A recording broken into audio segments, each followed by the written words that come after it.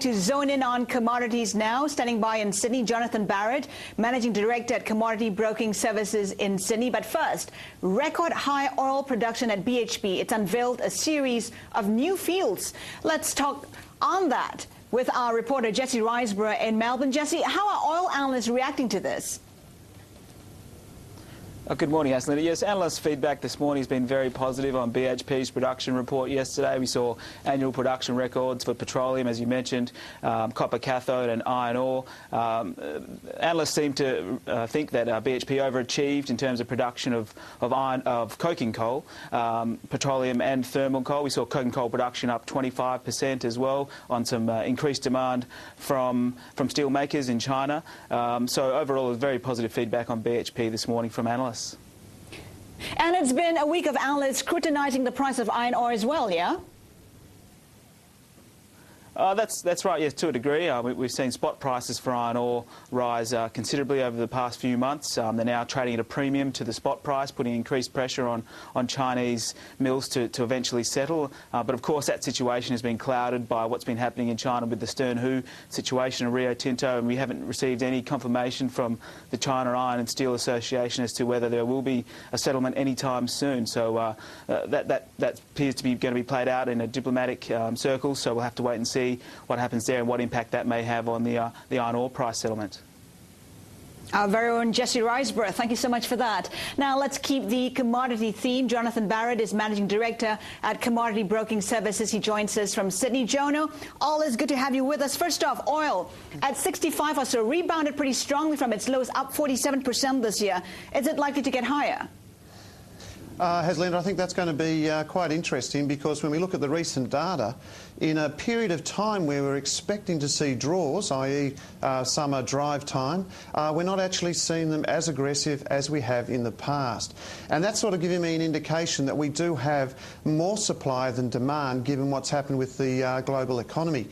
Just a couple of figures. If you think that when we look and gauge the 5-year average of supply in all of the petroleum base, the distillates, etc., we're all trading well above them. So that indicates to me it's going to be a little bit difficult, I think, for oil to trade onwards and upwards for the time being. So what, do you see some correction happening before it trades up again? Yeah, look, I think it's interesting, because looking at the US dollar, looking at where it is, we had a volatile night last night. I think we're probably finding or trading into resistance. I think we will come back, correct a little bit, maybe back to that 63 area. But when it hits that area there, I think that's a good opportunity to start to buy again. So a little bit of a correction here for the time being.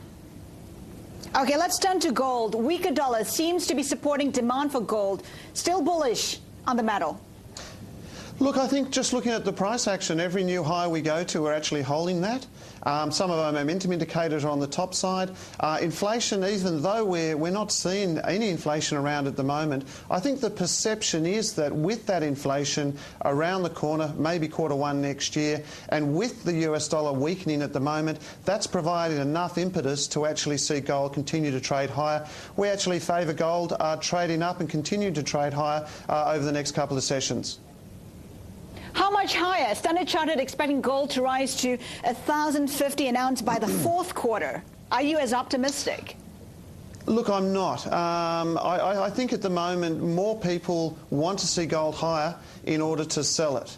And that's purely coming from the scrap market, where when we see it anywhere close to 1,000, there's a lot of tonnage that just comes out of the cupboards, where people sort of need a little bit more cash. They can see they're getting a good price, and I think that scrap market is underestimated by the market. And if we don't have the real reasons to push it higher, I think if we get close to that 1,000, then I think you'll see more sales likely, and that'll be coming from the mums and dads and the holders of gold by the way of scrap. Jono, you talked about inflation earlier. Fed Chairman Bernanke looking for signs of inflation. Some say inflation will lead to lower gold prices, but you disagree, right? I mean, you say inflation is not a threat to gold. Why is that? Well, at the moment, inflation is not a threat to gold, because people, we don't see it. We don't have any inflation at the moment. Wage growth is benign. So I think whilst we don't have that inflation, people aren't just going to move to it. We do have a delicate balance and towards supply and demand of gold, but at the moment there are only a few factors which are actually forcing gold higher. And I actually feel inflation is not here, and I think people are starting to suspect that it is round the corner, but we're not seeing signs in economic data to conclude that it is with us.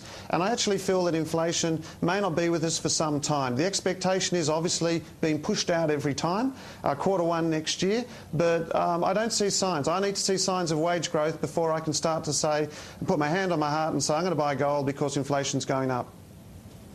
Okay, Jono, stay put. Jonathan Barrett, Managing Director at Commodity Broking Services in Sydney, will be joining us after the break. Now, staying in the commodity space, China's going green and China Gas is set to cash in. China aims to double the use of natural gas over the next 2 years as a cleaner energy alternative to coal, but it still only make up 5% of total energy consumption. China Gas shares are up 70% this year, ahead of some of its bigger natural gas producing rivals. China's importing liquefied natural gas from Australian and Malaysian as part of its eco drive.